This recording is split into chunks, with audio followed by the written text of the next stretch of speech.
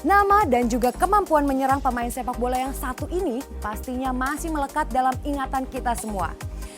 Siapa ya kira-kira legenda sepak bola yang nanti akan bergabung dengan kita di Studio Nusantara TV?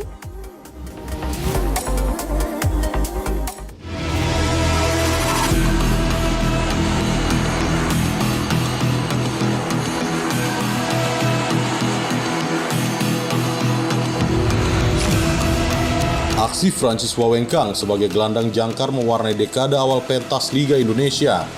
Pemain berkarakter militan di lapangan hijau dengan permainan simpel bersama Persema Manado telah membuat pria bernama lengkap Francis Wawengkang itu bisa menembus timnas Indonesia di Piala Asia 1996 lalu.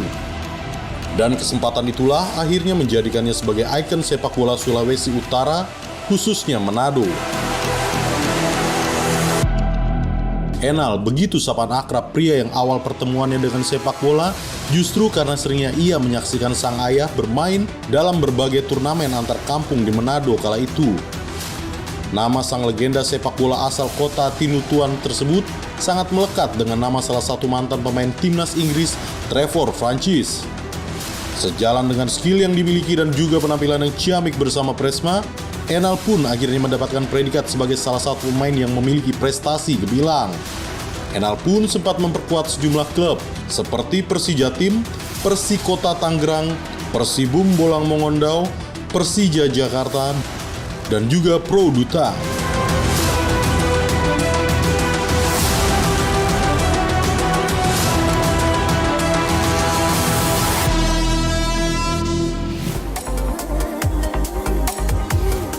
Tadi sudah kita simak bersama-sama informasi mengenai sosok legenda sepak bola Francis Wawengkang atau yang akrab disapa dengan Bang Enal.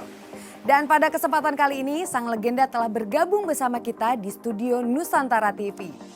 Halo Bang Enal, apa kabar Bung Enal? Puji Tuhan, kabar baik. Apa aja nih aktivitas Bung Enal saat ini? Ada sedikit-sedikit melatih atau orang pakai panggil untuk coaching klinik. Sekaligus kita main bola untuk All Star, para legend-legend di Persija atau Timnas. Itu aja kegiatan saya setiap hari. Nah ngomongin dulu pada saat Bung Enal bergabung di Timnas. Nah momen seperti apa nih Bung yang paling nggak bisa dilupakan? Tentu momen yang paling sangat indah bagi saya ketika saya terpilih untuk masuk di skuad tim nasional itu. Dan kami mengadakan TC di Italia. Itu momen yang paling indah buat saya dalam karir saya. Karena pada zaman itu masih sedikit kalau putra-putra daerah untuk bergabung di tim nasional, lebih banyak dari Jawa gitu. Dan kebetulan saya salah satu dari Manado yang ikut masuk di skuad tim nasional waktu itu. Wah, gitu, berarti kebanggaan bukan hanya pada keluarga tapi juga pada masyarakat Manado pada kala itu Bang ya? Iya benar Mbak, jadi kalau ketika saya bergabung dan saya kembali ke Manado untuk memperkuat Persema Manado, antusias mereka sangat berlipat ganda gitu. Mereka ingin melihat wah sejauh mana saya ketika sudah tampil di tim nasional gitu Mbak. Iya. Oke, tapi kan ini mengawali karir sebagai seorang pemain, kemudian saat ini menjadi seorang pelatih. Nah ini bagaimana Bang ceritanya supaya nanti bisa menginspirasi pemain-pemain lainnya? Waktu 2003 saya di Persikota, waktu itu pelatih saya kan Coach RD Rahmat Darmawan. Beliau sempat waktu ngomong sama saya, kamu ingin jadi pelatih nggak gitu. Sambil ngomong-ngomong saya bilang, aduh saya nggak mau Pak. Karena waktu itu belum memikirkan panjang ke depan kan, saya nggak mau Pak. Oh kenapa? Iya susah katanya. Saya bilang susah, sering di itu pemain, direcokin pemain, baru penuh dengan tanggung jawab gitu. Kalau tim ada apa-apa, supporter selalu menyalahkan ke pelatih. Itu Pak, saya bilang, oh gitu ya. Tapi nggak apa-apa, kamu punya potensi loh untuk ikut ambil banyak. Akhirnya 2008 ketika saya kompetisi lagi off, saya kemudian ngeluarin untuk ambil kursus gitu. Akhirnya saya pingin gitu, 3 ambil kursus C, enak ini kayaknya ambil kursus. Kemudian tahun berikutnya ada kursus lagi, saya diundang juga. Wah jadi enak gitu. Akhirnya saya, enak juga jadi pelatih ternyata. Tantangannya banyak ternyata tantangannya. Selain kita menghadapi pemain sendiri, kita juga harus tahu bagaimana kita menempatkan diri kita ketika kita sama media, sama supporter, sama manajemen. Ternyata banyak yang harus kita belajar di seorang pelatih untuk menjadi seorang pelatih.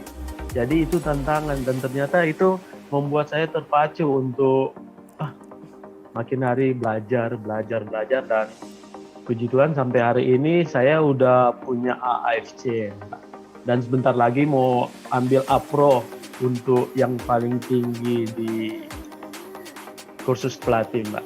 Wow, Gitu. luar biasa banget pencapaiannya hingga Bang Enal bisa sampai sekarang ya. Jadi sangat inspiratif sekali. Tapi Bung, Iya. kalau misalkan saya tanya, selama menjadi pelatih, Iya. ada kejadian lucu nggak nih Bang? Waktu itu saya di Persija sama Coach RD. Kita mau main ke Persipura ke Papua. Sebelum kita di ban sama FIFA. Jadi hari ini kita berangkat, malam berangkat, besok pagi sampai besok paginya kita official training untuk coba lapangan. Tiba-tiba saat kita lagi uji coba lapangan di sana, ada berita bahwa kita kena sanksi dari FIFA dan semua kompetisi harus stop.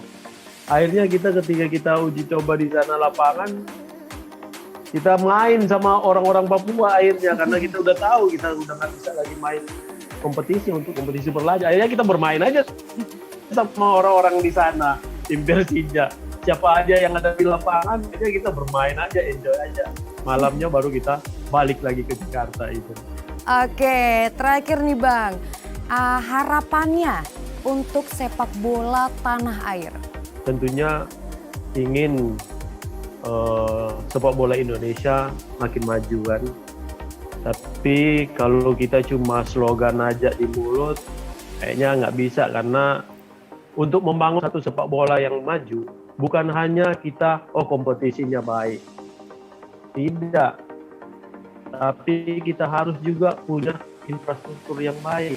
Kita juga harus memulainya dari usia dini. Kita juga harus punya pelatih-pelatih yang berkualitas yang turun ke bawah.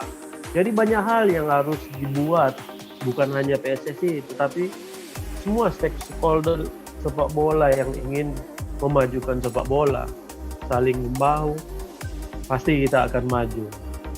Oke, kalau gitu saya juga setuju nih dan semoga harapan-harapan Bang Enal bisa tercapai ya Bang ya. Ya, amin.